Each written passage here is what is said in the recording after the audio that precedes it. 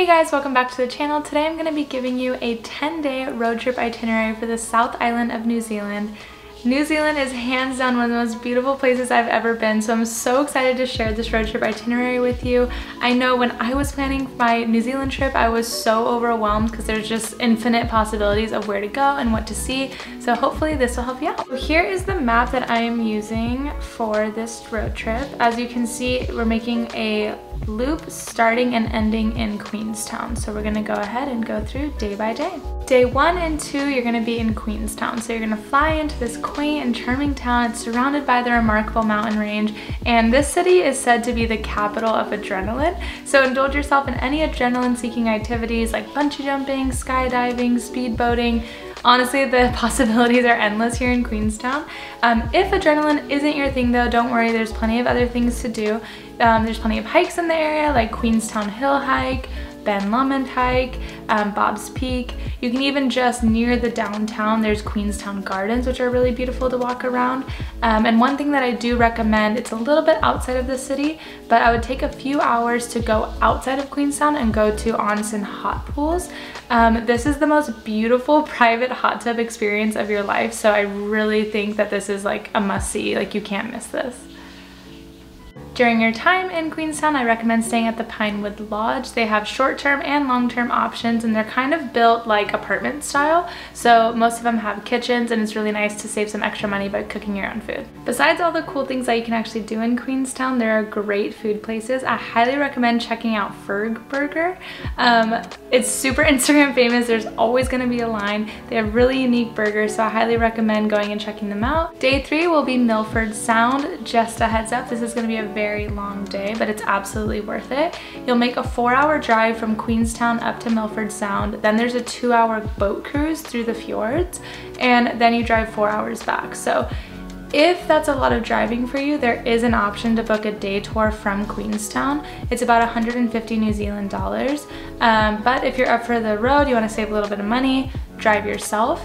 And again, you do have the option, if you have more time, you could stay the night up there and then do the 4-hour drive back the next day. So up to you how you want to break it up. I opted to do the bus just because at the time I didn't really know if I was going to rent a car and do a road trip. I didn't really have a plan when I arrived in New Zealand. So you know, the beauty of having your own car is that you can stop whenever you want, especially in New Zealand. There's so many places to pull over and take photos. But I will say, even with the bus option, we did stop a few times and I got some stunning views of the mountains and rivers, even this one place that looked like a full-on mirror reflection of the mountains on the lake. So just keep that in mind, that either way you will be able to stop along the way, and there's plenty of beautiful sights to see. Milford Sound has over 180 days of rain per year, so try to plan in advance and pick the sunniest day for this. I got super lucky during my trip because it was beautiful and sunny, and it was supposed to be rainy that day, so I really lucked out. And that day I ended up seeing both penguins and dolphins. So you really don't know what you're gonna see, but I can truly say it's one of the most beautiful places I've ever been. Day 4, you're gonna make the 1-hour drive up to Lake Wanaka from Queenstown, and you'll check out that famous #ThatWanaka tree and go on one of the several hikes in the area like Roy's Peak or Mount Iron. The accommodation I'm going to recommend here is Base Wanaka Hostel. That's because it has a really nice central location in the middle of the city center and it's pretty cheap. Moving on to day 5, you're going to go to Lake Pukaki and Lake Tekapo. So first you're going to make the 2-hour drive to Lake Pukaki just to stop, take a photo, stretch your legs. It is so bright turquoise, you really have to see it to believe it. It looks like the blue Gatorade, like that's where they bottle it. It's unbelievable. Once you take your photos, you're gonna drive up another 40 minutes to get to Lake Tekapo. And once you get there, there are so many things that you can do. One of my favorites is going to the Church of the Good Shepherd, which is right along the lake. It's a super old church that's so stunning with all the little rocks, and surrounded by it from mid-November to the end of December are these purple lupin flowers. And I just so happened to be there during that time, so if you can plan for that, it's something that people come all over the world to see. It's just like purple lupins all over the bank of the lake, which is really awesome. It's also a great place to see stars at night. You'll see tons of photos on Google of the Church of the Good Shepherd with like a stunning sky behind it, so I highly recommend checking that out at night. And then also checking out Mount John Summit Circuit Track.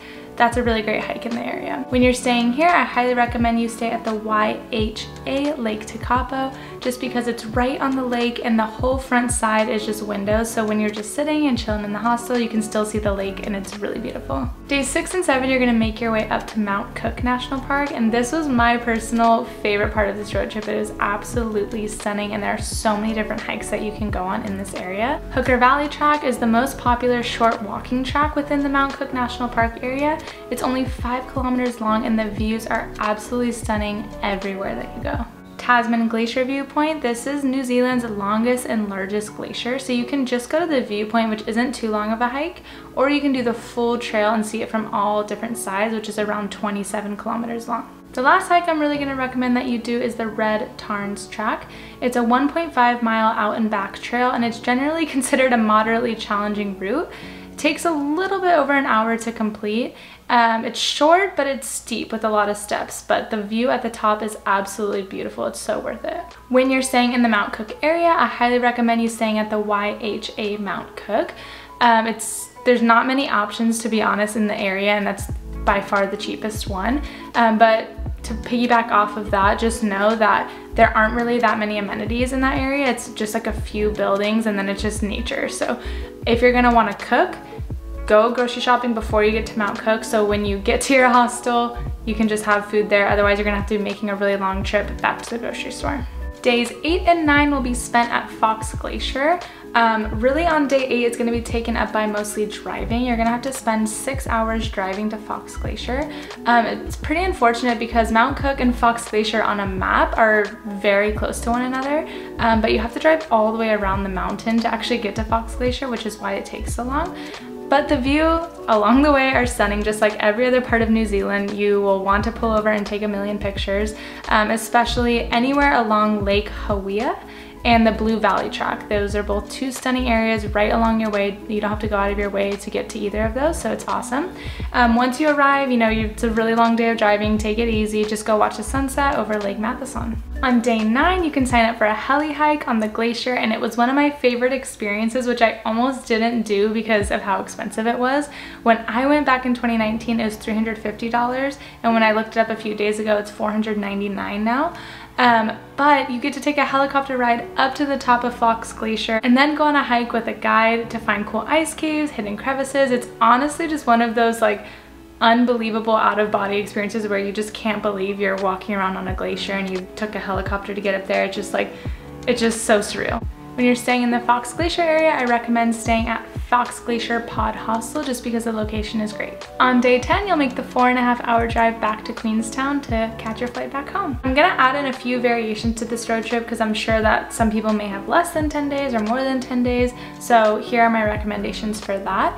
If you have less than 10 days, I would take out Fox Glacier. Even though it's such a cool experience to go on the heli hike, it's the only place that's really out of the way. And like I said, spends a whole day driving there. So I would take that out and you can just loop back to Queenstown after your time in Mount Cook. If you have about 12 to 13 days, you can make the 5-hour and 15-minute journey up to Christchurch through Arthur's Pass. Stay in Christchurch for about 2 to 3 days and then fly out from here. Or if you booked a round-trip flight from Queenstown, it's a 6-hour drive back to Queenstown. And if you have even more than 13 days, lucky you can either make this 6-hour drive up to Nelson and check out Abel Tasman National Park and other awesome natural attractions all in that area. Or you can make a 7-hour drive down to Caitlin's Forest Park. If you choose the first option, I'd recommend that you fly home from Nelson. If you choose the second option, then you can just make the 3-hour drive back to Queenstown to get your round trip flight home. There you have it. There's your 10-ish day itinerary, depending on if you added in any of those variations. I hope that it was helpful for you in the planning process. New Zealand is truly one of those places that I feel like you could go back and back and back and still find amazing things to discover. So I hope that your first trip to New Zealand was as beautiful and special as mine was. As always, if you have any questions, comment them below. I'd love to help you out. Thank you guys so much for watching, and I'll see you in the next video.